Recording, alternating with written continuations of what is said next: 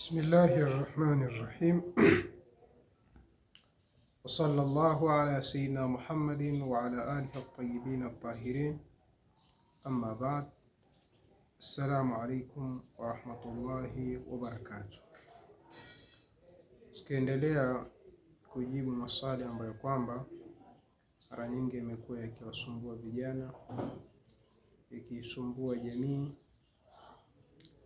na hasatan vijana ambao kwamba walioko university, kwa sababu huku ndio fikra nyingi zinatupwa huko, na baadhi ya vijana wanakuwa mulhidin, wanakuwa mapagani wakiwa huko mavioni, na wanatoka na fikra ambazo kwamba ni fikra hasi kabisa katika jamii zao na katika miji yao, kwa sababu ya kuto kupata himaya ya kutosha ambayo kwamba inaweza kuhami imani zao.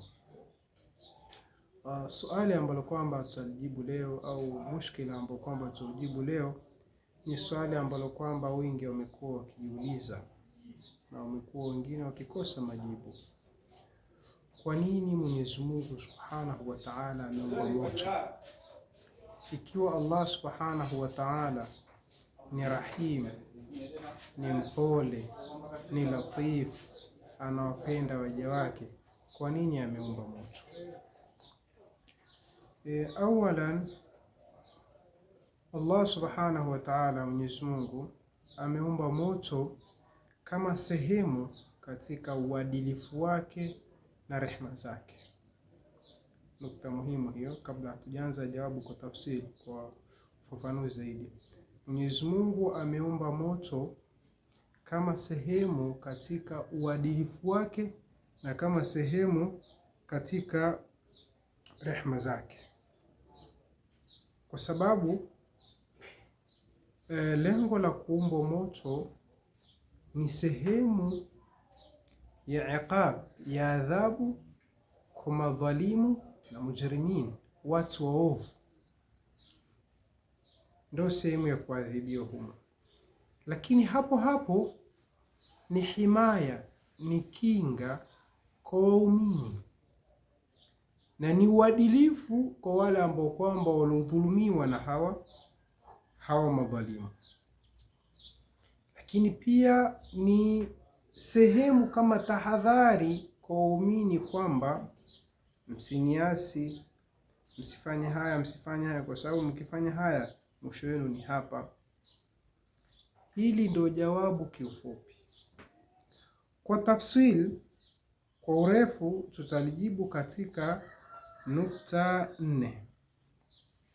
Nukta ya kwanza, tukianza kuondoka na muondoko wa uadilifu Mwenyezi Mungu na rehema zake. Wakati mara nyingi wanapotuzungumzisha kuhusiana na masala haya, watuambia tu Mwenyezi Mungu ni rahimu, ni latifu, ni mpole, ni msamehevu, ni kadha kadha. Kweli hizi zote ni katika sifa za Allah Subhanahu wa Ta'ala. Lakini pia Mwenyezi Mungu ni shadidul iqab, ni mkali wa kuadhibu. Lazima watuambie pia na hili. Watuambie pia Mwenyezi Mungu ni al-Qawi, ni al-Aziz, ni al-Jabbar, mwenye nguvu, mwenye kutendesha nguvu, ambaye kwamba hakuna mwenye nguvu zaidi yake. Kwa hivyo pamoja na kuwa Mwenyezi Mungu ni Rahim, lakini pia Mwenyezi Mungu ni shadidul iqab. Hivyo kwa msingi huo hakuna yeyote ambaye kwamba anaweza kumshinda Mwenyezi Mungu nguvu. Ikiwa hakuna yeyote anaweza kumshinda Mwenyezi Mungu nguvu, hivyo hakuna yeyote anayeweza kudhulumiwa mbele ya Allah Subhanahu wa Ta'ala, hata kama dhulma ya uzito mdudu chungu. Huwezi kudhulumiwa mbele yake, lazima Mwenyezi Mungu atakutetea tu. Hivyo Allah Subhanahu wa Ta'ala ameumba moto kwa ajili ya kuisimamisha haki na kwa ajili ya kumnusuru huyu madhulumu huyu mwenye kudhulumiwa, ambaye kwamba hakupata wa kumtetea kwa ajili ya kuchukua haki ya huyu aliyedhulumiwa kutoka kwa huyu dhalim. Kwa sababu sote tufahamu ya kwamba kumpa mwenye haki yake hakuna uadilifu na hakuna rehma na hakuna upole kama kumpa haki mwenye haki na kuichukua haki iliyopokonywa. Hii ndio upeo wa rehma na ndio upeo wa uadilifu. Kwa hivyo haya ni katika malengo pia ya kuumba moto. Nikutolee mifano, baadhi ya mifano rubama unaweza ukanielewa zaidi. Lau ingelikuwa hakuna moto, lau ingelikuwa baada ya watu kufa hakuna hesabu, hakuna kuhesabiwa, hakuna watu wa kwenda motoni na peponi, hakuna moto, hivi unafikiri yale yanayotendeka pale Mashariki ya Kati, Gaza pale, wale watoto wa Gaza ambao kwamba wanauliwa kila siku kama kuku, wale wazee wa Gaza wanaochinjwa kila siku kama mbuzi, wale wanawake wa Gaza ambao kwamba wanaokatwa kila siku kama kondoo waidi, unafikiri wale haki yao wangeenda kuipata wapi? Kama tunavyoona ya kwamba ulimwengu umeungana. Ulimwengu, tukisema ulimwengu tunakusudia ulimwengu wa kwanza, tukusudia ulimwengu wa tatu. Dunia ya kwanza yote imeungana dhidi yao, wenye nguvu wote wako dhidi yao. Hao wengine waliobaki hatuhesabu kwa sababu ni ghuthaun ka ghuthai sayl, ni takataka tu kama takataka za majani, la yuharrikuna sakina. Watu wote, dunia yote hii, dunia ambayo kwamba tunayoelezwa kila siku kwamba ndio dunia ya kwanza, ndio dunia inayofahamu haki, ndio yenye mashirika ya haki, ndio dunia yenye uadilifu, ndio dunia yenye ustaarabu, ndio dunia kadha iliyostaarabika kadha. Hiyo dunia ya kwanza ndiyo ambayo kwamba iliyokubaliana yote kuwapokonya haki ya Wapalestina kwa nguvu, kuwapokonya haki yao, kupokonya uhuru wao wa kuishi, kuwapokonya kila kitu na kuwaua na mauaji ya kimbari kama tunavyoona. Sasa wewe unafikiri ingekuwa hakuna moto ingekuwaje? Singekuwa Mwenyezi Mungu ni dhalim? Huu uadilifu Mwenyezi Mungu ungetimia vipi ingekuwa hakuna moto na yale ambayo yanafanyika pale Gaza? Kwa hivyo ukiangalia yale yanayofanyika Gaza, utaelewa kuwepo kwa moto ni dharura, ni kitu ambacho kwamba ni katika malazimisho ya akili salama. Sisi tunaelewana? Ukiyatizama kwa jicho la kiakili tu, si hata la imani, la kiakili tu, yale yanayofanyika pale Gaza, utaelewa ya kwamba kuwekwa kwa moto ni katika malazimisho ya akili salama, yani shay'un daruriyun la mafarra minhu wala manasa minhu. Hakuna namna, lazima kuwekwa moto, kwa sababu wale wanaoyafanya yale wale hawana sehemu nyingine stahiki ya kufikia zaidi ya motoni tu. Na Mwenyezi Mungu akiwapeleka sehemu isiyokuwa motoni, Mwenyezi Mungu itakuwa ni dhalim. Allahumma, isipokuwa wakislimu wakatubu. Wa illa, wale wanaoyafanya yale wote na walioshiriki na wakaridhia na wakaungana nao, wale hawastahiki sehemu nyingine isipokuwa ni motoni tu. Wala hakuna mtu yote mwenye akili, sisi mwenye imani, hakuna mtu yote mwenye akili anaweza kulipinga hili. Wale wanaochana watoto, wanaua watoto, wale wanafikiri wastahiki sehemu gani? Ndio maana lazima kuweko moto. Kwa hivyo sasa tushaelewa ya kwamba kifungu tulichokisema mwanzo, tumesema kwamba tia mstari, tulisema kwamba kuweko moto kuwekwa kwa moto ni sehemu katika uadilifu wa Mwenyezi Mungu. Tumeelewa sasa nini maana ya sehemu katika uadilifu wa Mwenyezi Mungu? Ni sehemu katika rehema ya Mwenyezi Mungu. Tumeelewa maana sasa ni sehemu katika rehema ya Mwenyezi Mungu. Tumeelewa ni sehemu katika rehema, kwa maana kuwa yani Mwenyezi Mungu kuchukua haki yake, haki ya wale wa Palestina, wale watoto wadogo kutoka wale madhalimu, ni rehema kwao. Asipochukua haki yao itakuwa hawajarehemu wale, itakuwa hajawafanyia huruma. Kwa sasa tushaelewa maana ya hii kifungu cha kwanza. Twende katika nukta ya pili. Nukta ya pili katika sababu za uwepo wa moto au katika hikma za kuwekwa kwa moto ni kuwahofisha waja. Yaani Mwenyezi Mungu ameumba moto ili kuwahofisha waja wake wasimuasi, wasimkhalif, wasitende madhambi. Yaani kiufupi, nukta hii tunataka kusema kwamba kuwekwa kwa moto ni dir'i, ni ngao kwa muumini, ni ngao ambayo kwamba inamhifadhi na inamlinda kutokana na maasi.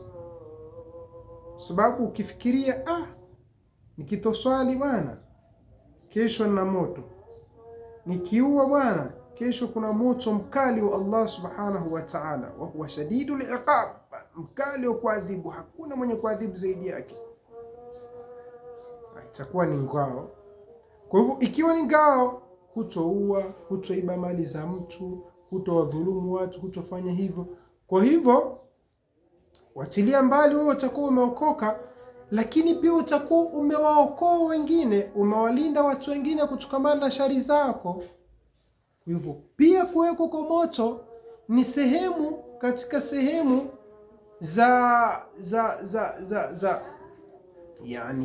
za kutufanya sisi binadamu tuishi kwa amani, wa ila tungekuwa tunaishi kama hayawani, sababu mtu huna dhamiri kwamba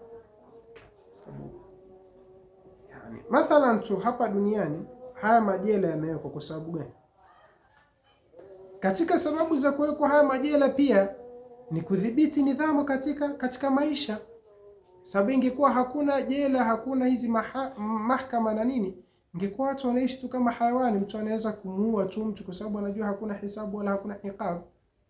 Anaweza kuchukua mali ya mtu kwa sababu anajua hakuna hisabu wala hakuna iqab. Taban anga hizi mahakama ni mahakama kama tunavyozifahamu sisi, ni mahakama zimewekwa kwa ajili ya wanyonge. Ukiwa mnyonge, yalla, ukiiba sindano jela. Ukiwa una nguvu, yalla, ndo hivyo. Lakini anga hata kama ni hivyo, ni mahakama ama ni jela za ramzi, za ishara tu, zaendeshwa kama zinavyoendeshwa, lakini anga zinasaidia katika kudhibiti nidhamu ya maisha. Tuko vizuri sana. Hazikuwekwa hizi jela kwa sababu labda watu wataka kufunga watu sana, watu wataka kuadhibu watu, ni kutaka kudhibiti tu anga. Pamoja na hivyo watu wauana, watu waibiana, watu wadhulumiana. Sasa je, ingekuwa hakuna hizi jela, maisha ingekuwaje? Sasa ndo hivi, kuna moto, watu, maisha ni haya. Ingekuwa hakuna moto sasa. Nukta ya tatu ni kwamba Allah subhanahu wa ta'ala ameumba moto kwa ajili ya waasi kama tulivyoeleza mwanzo. Lakini huyu binadamu alivyoletwa hapa duniani, kuna kitu muhimu sana Mwenyezi Mungu amempa. Amempa kitu kinaitwa al-ikhtiyar, kuchagua katika matendo. Inna hadainahu sabila imma shakiran wa imma kafura. Amekuumba kisha akakuongoza njia, ima ushukuru, ushike njia ya ibada na kumtii Mwenyezi Mungu, ni katika watu wa janna, wa imma kafura, ima uyakataa hayo, useme siyataki, mimi nataka njia hii, wewe utaenda motoni kwa kuchagua kwako. Hakuna mtu ambaye kwamba ataingia motoni kwa kulazimishwa. Hapana, mtu kuchagua njia ya motoni ni khiari yake, ni machaguzi yake, kwa sababu Mwenyezi Mungu amempa kitu kinaitwa al-ikhtiyar. Tuko vizuri sana. Umepewa uhuru wa kuchagua si ndio? Wahadainahu najdain, tumemuongoza njia mbili. Yani umeelezwa njia hii ni ya peponi na matendo yake ni haya na watu wake ni hawa. Ukitaka kwenda njia hii ya peponi, fanya hivi, fanya hivi, washike watu hawa, shika njia hii, epukana na hiki, epukana na hiki. Hii ni njia ya motoni, watu wake ni hawa, matendo yake ni haya. Ukitaka kwenda huku, fanya hivi, fanya hivi, epukana na hivi. Wahadainahu najdain. Angalia huruma ya Mwenyezi Mungu, akakutumia mitume, wajumbe maalum wakuja kukuongoza, wakuja kukueleza hizi njia mbili ni zipi, hizi njia mbili zimekaaje, njia ya Mungu inataka nini. Akakutumia mitume hivi tele. Lakini si hivyo tu, mitume ni binadamu, leo wako hai, kesho wamekufa. Pamoja na hao mitume alipoleta, akaleta na vitabu vyake ambavyo kwamba sasa hivi vitabu vyake ndio hujja yake mpaka mwisho wa ulimwengu. Utasema nini? Kitabu chake hiki hapa tunacho, kitabu hiki ambacho kwamba fi hudan linnas, kuna uongofu wa watu. Naambiwa la sawa ni hili, hili si la sawa, la sawa ni hili, hili si la sawa. Kwa hivyo kuletewa mitume, kuletewa vitabu, kuongozwa, kufundishwa, kufanyiwa nini, hayo yote ni kuonyesha kwa Mwenyezi Mungu hataki uende motoni. Sasa baada ya hapo sasa, atakayeenda motoni ni kwa khiari yake. Sasa kullu ummati sayadkhuluna aljannata illa man aba, qalu ya rasul Allah man aba, qala man ata'ani faqad dakhala aljanna wa man 'asani faqad aba. Mtume alisema umma wangu wote wataingia peponi isipokuwa yule atakayekataa.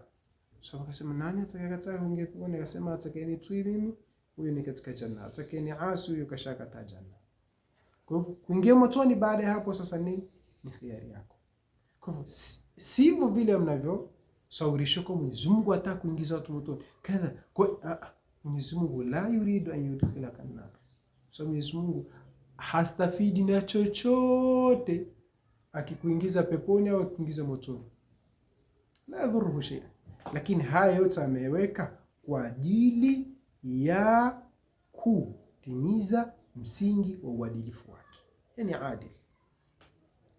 Hii nukta tatu. Nukta ya 4, kuonyesha kwamba Allah subhanahu wa ta'ala hataki kutuingiza sisi motoni, hataka sisi sote twende janna. Ametuumbia mlango wa tauba, kutubu, kurejea, kujivua na madhambi, kujitakasa na madhambi, kwa sababu anajua sisi lazima tutakosea tu.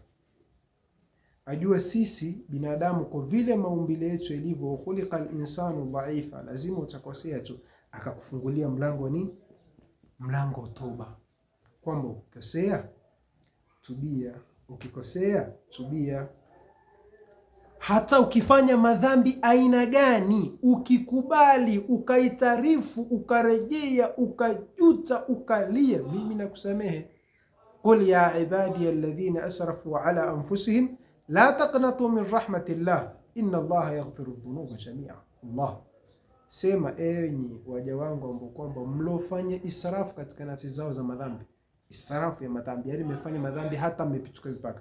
La taqnatu min rahmatillah, msikate tamaa na rahma za Mwenyezi Mungu. Inna Allaha yaghfiru dhunuba jami'a, hakika Mwenyezi Mungu aweza kusamehe madhambi yote. Wewe tubia tu basi. Sasa kweli Mwenyezi Mungu alotupa opportunity zote hizi, alotupa offer zote hizi, anataka kutuingiza motoni. Yeye anataka atuingize wapi? Atuingize motoni. Sasa kwa hivyo opportunity zote hizi zote za kutupeleka wapi? Motoni. Kwa hivyo baada ya hapo sasa, atake kaidi mitume, akakaidi kitabu, akakaidi ibada, akakaidi tauba, akafanya nini? Sasa huyu sasa ndo wapi? Huyo ndo motoni sasa. Basi mpaka hapa nafikiri itakuwa inatosha. Wallahu yaqulu al-haqa wa huwa yahdi as-sabil. Wassalamu alaikum warahmatullahi wabarakatuh.